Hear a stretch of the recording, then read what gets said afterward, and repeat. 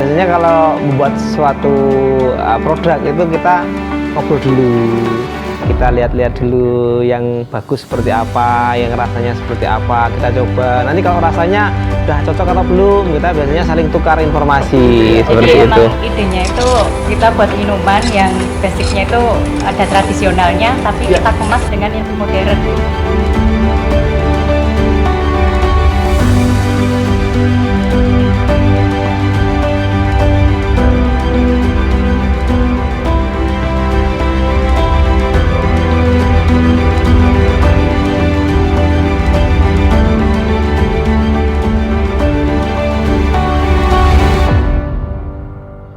Salam perlawanan, salam perubahan, menggaji diri sendiri, menggaji orang lain, menggaji Indonesia. Seberapapun kegagalan kamu di hari kemarin atau hari ini, esok hari adalah harapan baru buat orang yang mau berubah. Kawan-kawan, saya 1 bulan yang lalu itu sempat membeli sebuah minuman. Ngerti ora apa minumannya? Iya, tepat sekali, minuman herbal. Minuman yang bikin segar lahir maupun batin. Nah, judul minumannya itu adalah ini, Wedang Canting.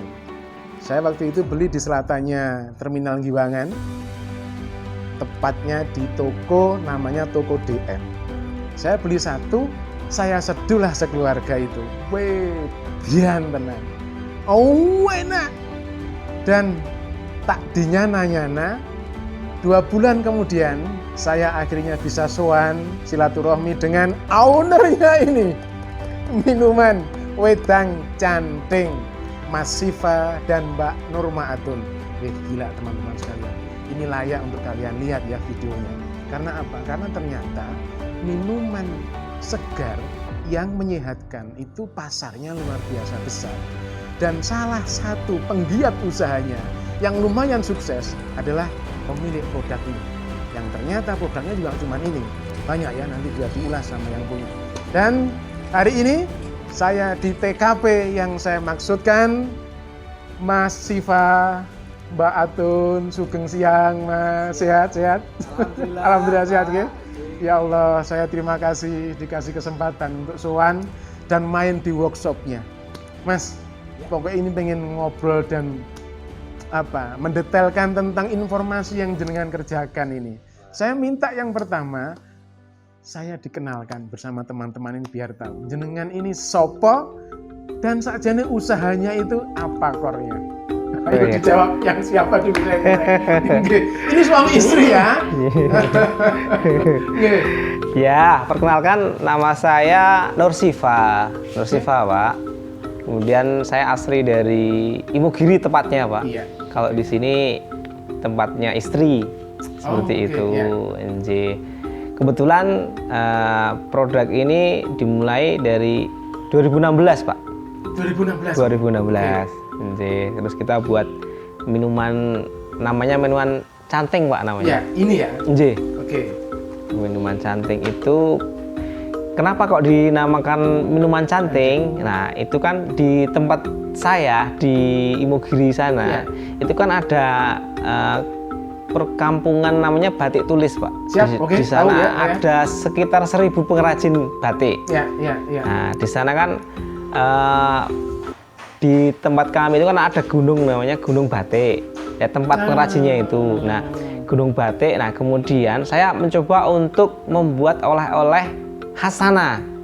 Yang bisa diterima oleh pasar yang udah jalan ya. Betul sekali. Jadi kan belum ada oleh-oleh tangan yang berupa minuman atau makanan. Iya. Nah, saya segmennya untuk mencari yang belum ada di sana. Oke. Berarti basic pengetahuan yang pertama mempunyai Mas Siva atau Mbak Nurma Atun?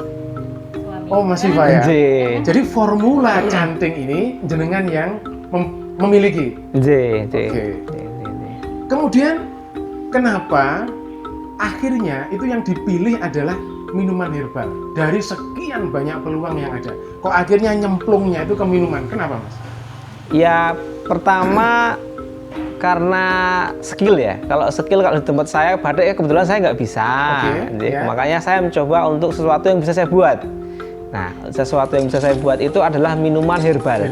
Minuman herbal itu kan kita untuk nyari bahan bakunya kan sangat mudah.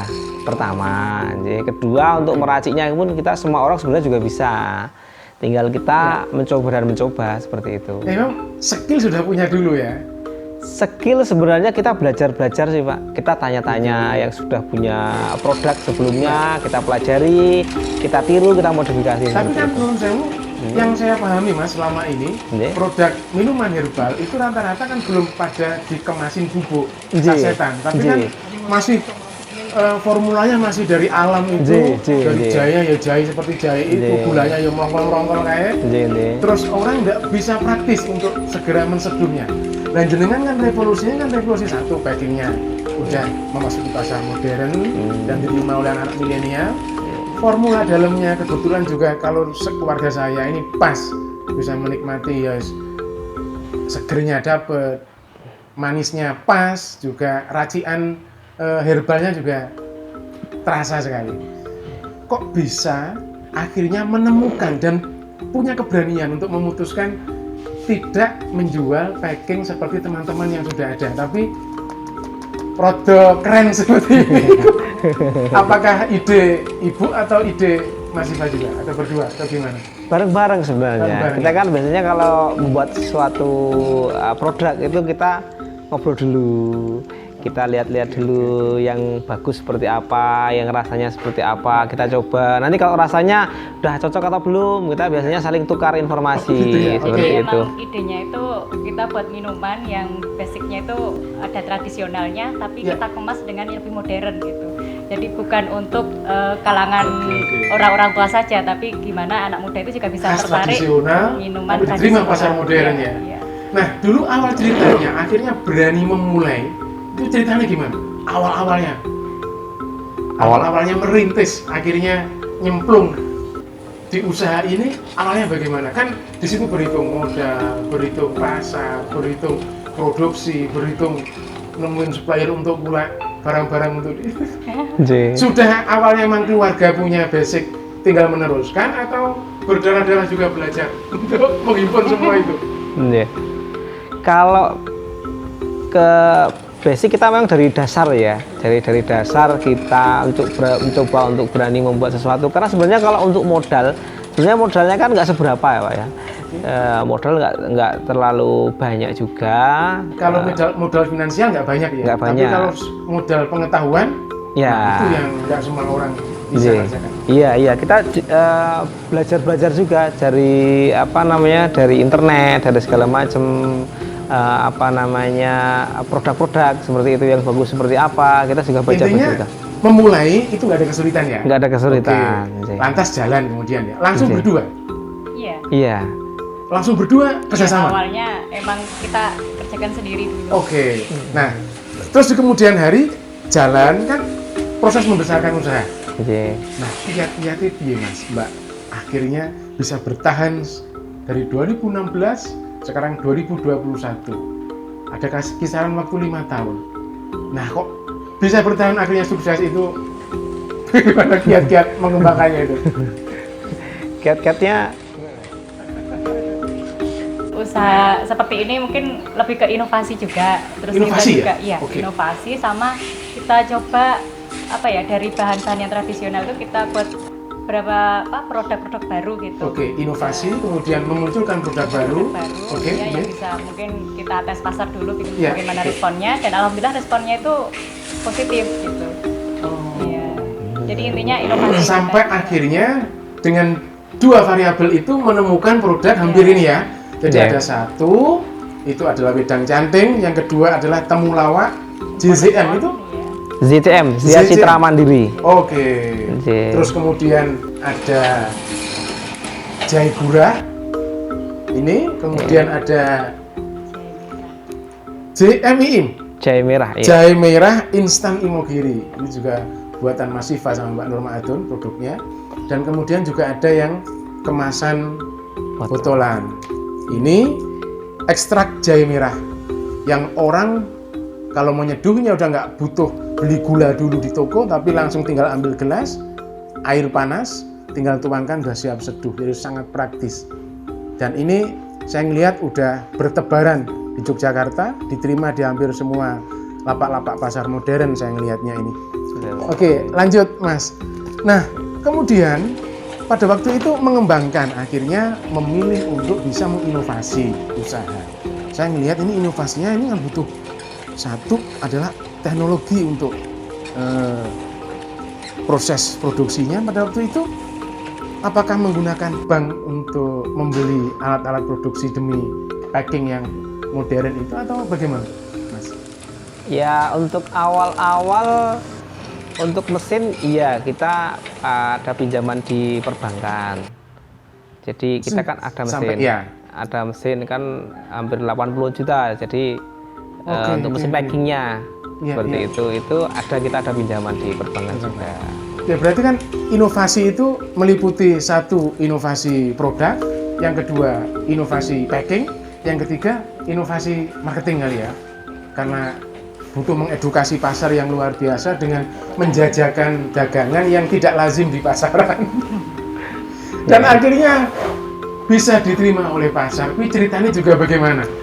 Selama 5 tahun berdarah-darah itu akhirnya pasar bisa menerima Canting dan teman-temannya produk varian yang lain itu dulunya apakah menjajakan sendiri ke pasar-pasar offline atau apa modal titip jual ke lapak-lapak yang ada atau apa Mas dulu? Akrobatik ya prosesnya itu. Jadi kita awalnya dulu emang promosinya emang kita sendiri Muter berdua ya. Untuk oleh-oleh ataupun tempat wisata gitu.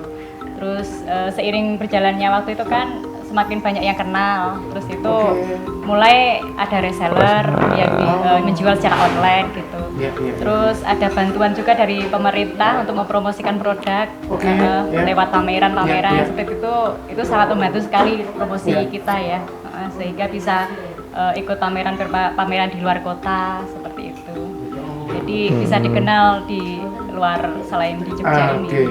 Hampir ada 5 proses yang dikerjakan, akhirnya promosi yang bisa diterima oleh pasar. Nah, Mas, kalian Mbak Sina, untuk menekuni usaha ini sampai akhirnya besar saat ini, itu catatan pahitnya menapa, Mas? Apakah pernah bangkrut atau apa? Di balik cerita suksesnya itu ada apa?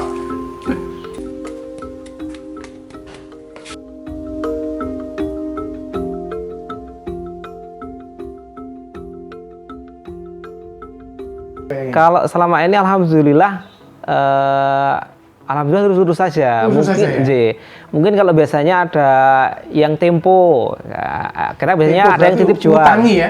Ada yang ngutangi. Nah, mungkin ada beberapa ya 0, berapa persentase yang mungkin nggak kembali. Tapi itu persentasenya sangat kecil sekali, 0, berapa gitu. Tapi kebetulan untuk selama ini alhamdulillah lancar-lancar aja. Jadi berdarah-darahnya justru yang terluka di proses titip jual itu ya, di proses marketing salah satu variannya adalah titip ke orang-orang atau reseller ya.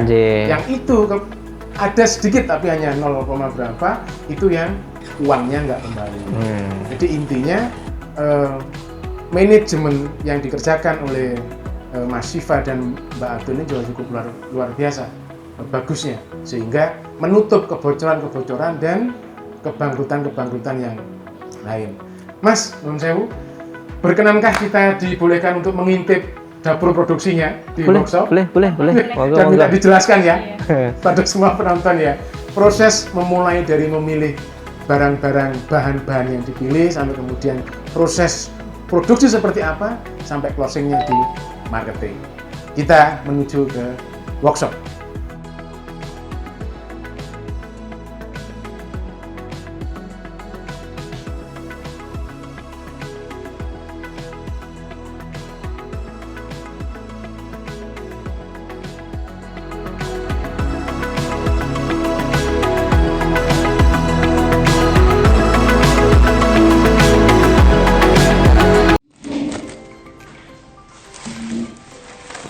Proses memilih bahan yang berkualitas, karena untuk mendapatkan minuman yang kualitasnya sangat bagus itu harus dipilih bahannya yang betul-betul sesuai standar. Jadi untuk jahe-jahe yang kecil, busuk, tidak memenuhi syarat itu harus disortir, ditinggal dengan jahe yang kualitasnya itu betul-betul prima. Nah, kemudian setelah pemilihan bahan selesai, itu bahan dicuci, diparut. Dicuci lalu diparut. Diparut ya, diparut. Kita ambil Setelah diparut, baru kemudian masuk ke bejana seperti ini. Ditambahin dengan air, direbus sampai mendidih ya Mbak ya? sampai mendidih, dicampur dengan gula, kita tunggu sampai ngering. Sampai kering. Kering itu kemudian udah siap masuk ke kemasan ya? Siap untuk diproses selanjutnya. Selanjutnya. Oh. Masih ada nanti proses urutan. Oke. Iya.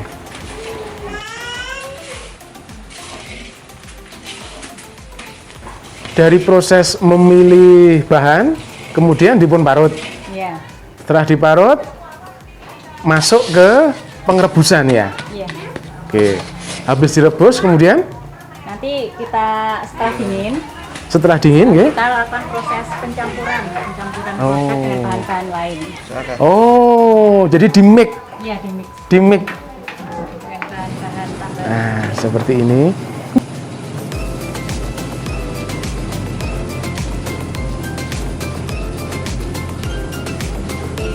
Proses kemasakan tadi Ya, dingin.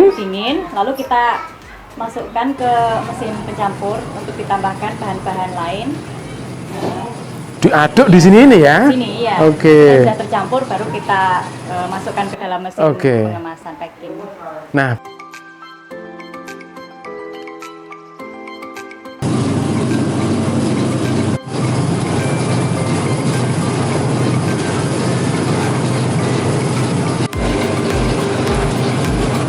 Dalam mesin Oke. pengemasan packing.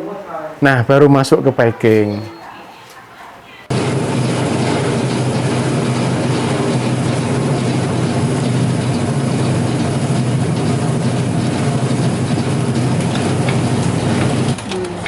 Bentar, siap.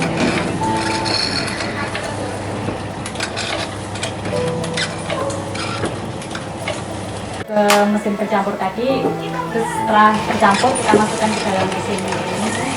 Ini untuk produk yang celup, minuman celup. Gitu. Yang satunya untuk yang minuman canting kita masukkan ke aluminium foil.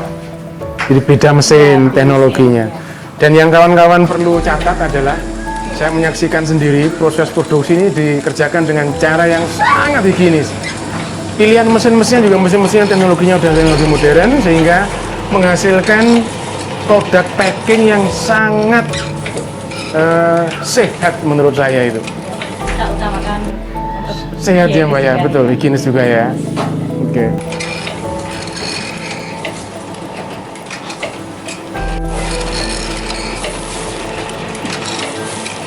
Memperkerjakan berapa karyawan, Mbak Nurma? Kebetulan kita ada 3 3. orang perempuan semua ya. Iya, teman semua. Jadi sama suami sama beliau. Jadi ini dikerjakan kurang lebih oleh 5 orang untuk proses dari awal memilih bahan, kemudian marut, kemudian ngerebus, kemudian ngoplos, making, akhirnya making masukkan ke box-box seperti ini nanti. Nanti kita lihat prosesnya lebih lanjut ya.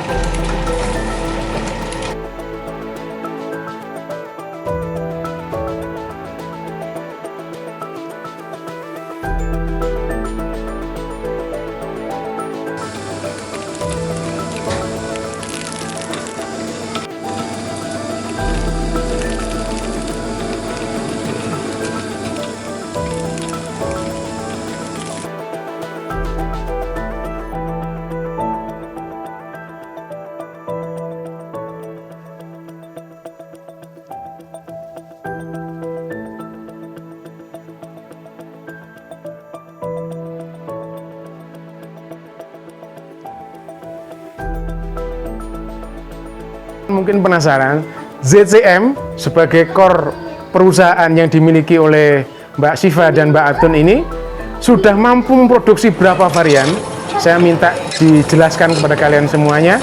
Kenapa mawon Mbak produknya yang Jadi kita ada beberapa produk. oke? Untuk minuman yang kemasan aluminium foil itu ada jahe merah yang kita instan, terus ada minuman wedang canting, kemudian ada minuman wedang ulo, itu ada kemasan yang tradisional seperti gula batu gitu, terus ada yang kita kemas dalam bentuk minuman celup. Oke. Ya, itu terus empon-empon juga celup. Oke. Jadi hampir ada 6 produk yang sudah berhasil diproduksi dan semuanya menurut saya recommended untuk dibeli oleh kawan-kawan semuanya dan buat oleh-oleh khususnya keluarga se-Indonesia. Mbak, sebagai penutup saya minta untuk diberi semacam kayak penjelasan istimewanya ZZM itu apa? Sehingga orang harus berbondong-bondong beli jenengan itu apa istimewanya? Jadi produk kita ini kita buat dengan mengutamakan kebersihan, produk yang dibuat dengan secara higienis, menghasilkan produk tradisional tapi kita dengan kemasan yang lebih modern sehingga cocok untuk digunakan sebagai oleh-oleh dan juga aman untuk dikonsumsi tiap hari. Wah keren. Terakhir Mbak, saya ngelihat kawan-kawan semuanya ZZM ini dibesarkan dengan membuka seluas-luasnya orang untuk menjadi reseller. Kalian jangan belum aja, pegang HP-mu kalau mau jadi reseller, nanti hubungin nomor HP di bawah ini. Oke, terima kasih sudah menonton video ini. Salam rawanan, salam perubahan, menggaji diri sendiri, menggaji orang lain, menggaji Indonesia. Kodang Wiyadi.